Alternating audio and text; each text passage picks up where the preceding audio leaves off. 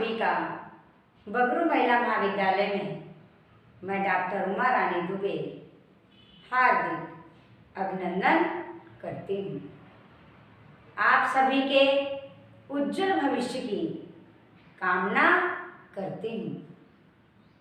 आज अनिवार्य हिंदी की इस क्लास में हम मैथिली शरण गुप्त की कविता मनुष्यता का यह पद पढ़ेंगे। इस पद की व्याख्या समझेंगे। तो आइए पद की ओर चलते हैं। पद बहुत सुंदर है। इससे पहले भी आपने दो पद का अवलोकन किया है, पढ़े हैं आपने दो पद। आज ये तीसरा पद है। तो पद में कवि क्या कहता है, जानने से पहले पद पढ़ते हैं। सहानुभूत चाहिए महाविभूत है यही, वशीकृता सदैव है बनी हुई स्वयं मही। विरुद्धवाद बुद्धि का दया प्रभाव में बहा, विनीत लोग वर्ग क्या न सामने झुका रहे। आहा वही उदार है परोपकार जो करे, वही मनुष्य है कि जो मनुष्य के लिए मरे। यह पद है। अब संदर्भ और प्रसंग एक साथ। यह अवतरण मैथिली शरण गुप्त द्वारा रचित मनुष्यता शीर्षक कविता से उद्धृत है। इसमें कवि ने दया, करुणा, सहानुभूति की भावना को मानवता की पहचान बताया है। सद्भावना, दया, करुणा व्यक्ति में होने चाहिए। तो मानवता में किन गुणों का होना आवश्यक है, इस पद में कवि ने वही भाव व्यक्त किए हैं। व्याख्या, सहानुभूति चाहिए। सहानुभूति माने सद्भावना, सभी का सहयोग करना, सभी से दया करुणा रखना, प्रेम करना। वशीकृता का अर्थ है बस में। विरुद्धवाद विरोध। बुद्ध माने महात्मा बुद्ध। विनीत माने विनयी। लोक माने संसार और लोक जनता। उदार सभी जानते हैं जो उदार हृदय का है, जो दूसरों की परोपकार माने दूसरों की सेवा करना। तो अब व्याख्या प्रारंभ करते हैं। कवि कहता है कि सहानुभूति, दया, करुणा की भावना मनुष्य में होनी चाहिए। वही मानवता की पहचान है। सहानुभूति महान संपदा है। महाविभूति महान संपदा है। और इसी संपदा से मही माने धरती। कवि क्या कहता है, कैसे हम लिखेंगे कि कवि कहता है सहानुभूति,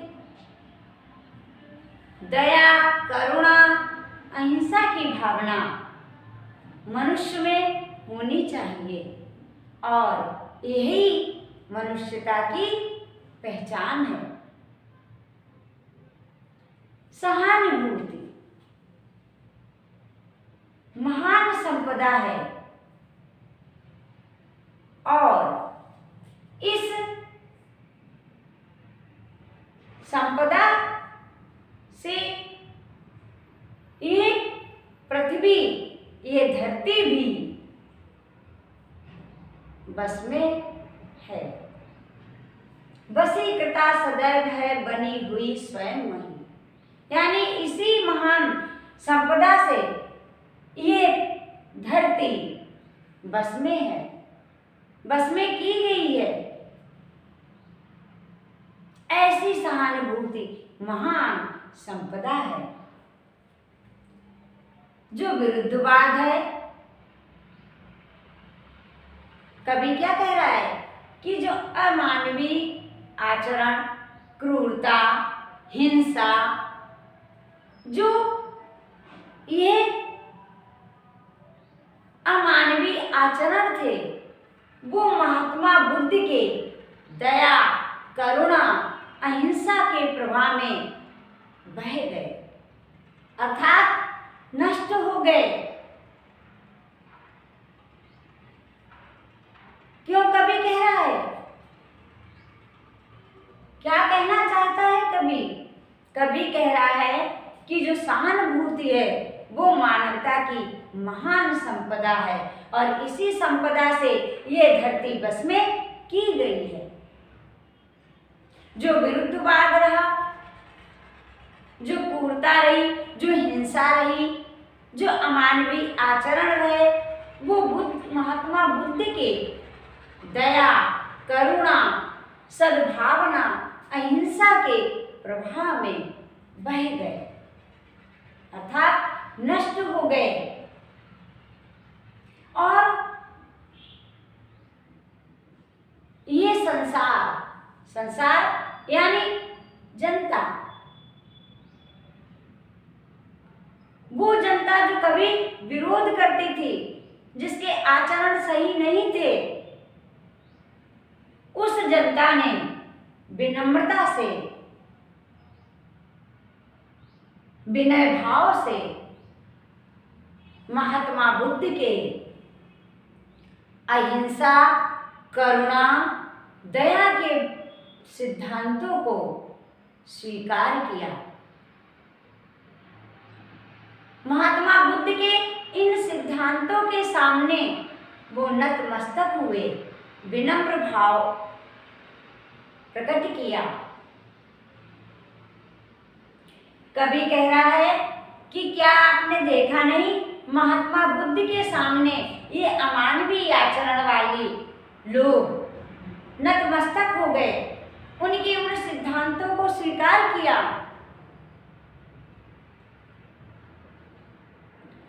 तो महात्मा बुद्ध के जो सिद्धांत हैं, अहिंसा, दया, करुणा के सामने जनता विनम्र हुई, झुक गई, नतमस्तक हो गई, अर्थात सभी ने महात्मा बुद्ध के सिद्धांतों को स्वीकार किया। आहा वही उदार है, परोपकार जो करे। कवि कहता है वो उदारवादी है जो दूसरों की सहायता करता है, परोपकार, दूसरों के हितों की रक्षा करता है, दूसरों की भलाई की सोचता है, वही उदार हृदय वाला है।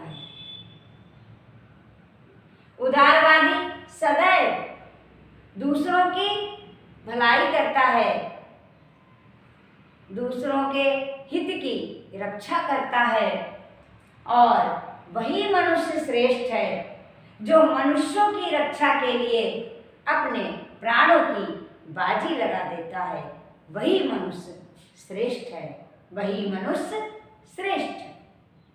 जो मनुष्य की रक्षा के लिए अपने प्राणों की बाजी लगा देता है, वही मनुष्य श्रेष्ठ है। यह इन पंक्तियों की व्याख्या थी। अब व्याख्या के पश्चात हम क्या लिखते हैं?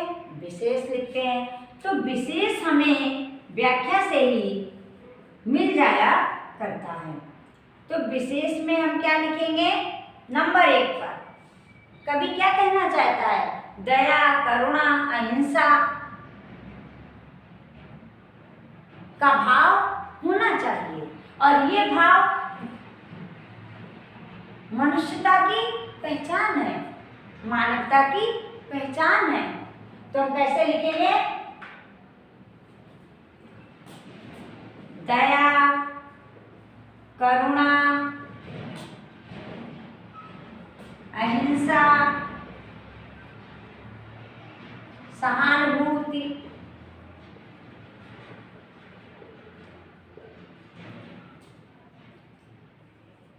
आदर्शों को अपनाने से दया, करुणा, अहिंसा, सहानुभूति आदर्शों को अपनाने से मनुष्यता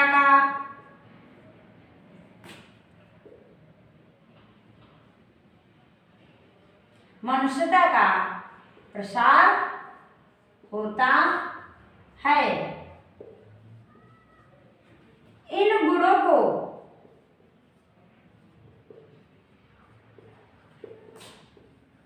अपनाने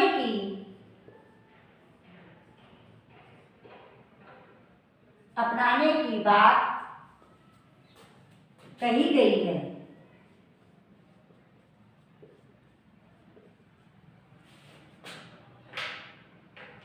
अपनाने की बात कही गई है। अब हम नंबर 2 पे क्या लिखेंगे? नंबर 2 पर हम लिखेंगे अलंकार। तो देखिएगा, इसमें अलंकार है अनुप्रास। एक वर्ण की आवृत्ति बार बार जहां होती है वहां अनुप्रास अलंकार होता है। अनुप्रास अलंकार है। दूसरा आक्षेप अलंकार है। आक्षेप अलंकार भी कवि कह रहा है कि जो अमानवीय आचरण थे, क्या वो बुद्ध के दया, करुणा, अहिंसा के सिद्धांतों के आगे नहीं झुके, झुक गए, विनम्र हो गए। तो आक्षेप अलंकार। और अगला अलंकार आएगा इसमें काव्य लिंग अलंकार।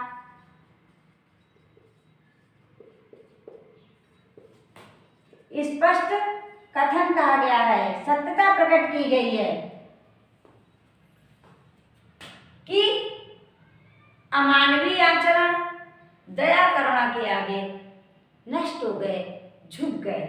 इसलिए सहानुभूति क्या है कि सहानुभूति वो महान संपदा है जिससे ये धरती भी बस में हुई है, ये धरती भी बस में की गई है। अब आता है वही उदार है परोपकार जो करे। मनुष्य कौन सा श्रेष्ठ है? वही है जो मनुष्य के लिए कार्य करता है, मनुष्यों के हितों की रक्षा करता है। तो इस प्रकार अनुप्रास अलंकार, आक्षेप अलंकार, काव्य लिंग अलंकार का प्रयोग हुआ है।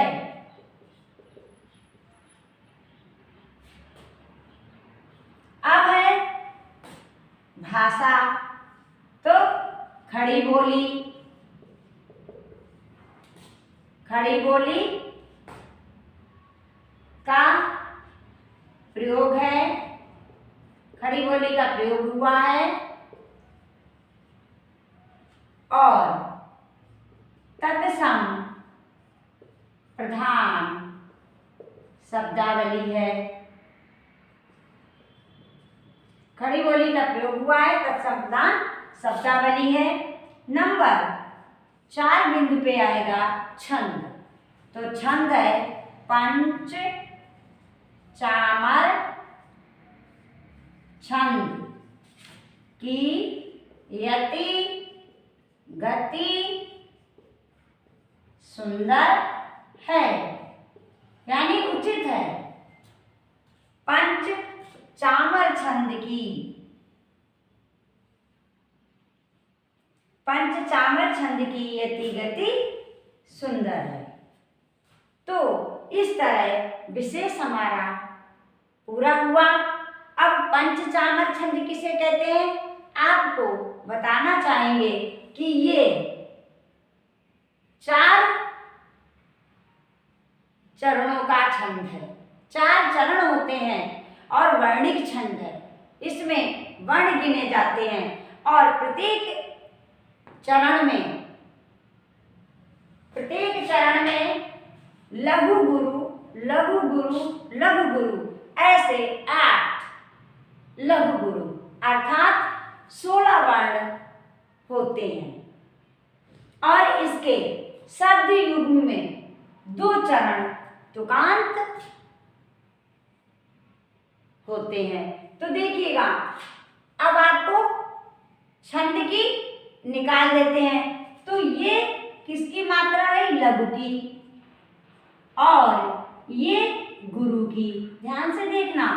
तो देखिएगा, लघु गुरु, लघु बड़े की मात्रा आ गई तो गुरु। तो ऐसे 8 जोड़े बन गए, लघु गुरु लघु गुरु लघु गुरु और लघु गुरु। ऐसे लघु गुरु के 8 जोड़े बन गए। तो हमारे कितने वर्ण हो गए?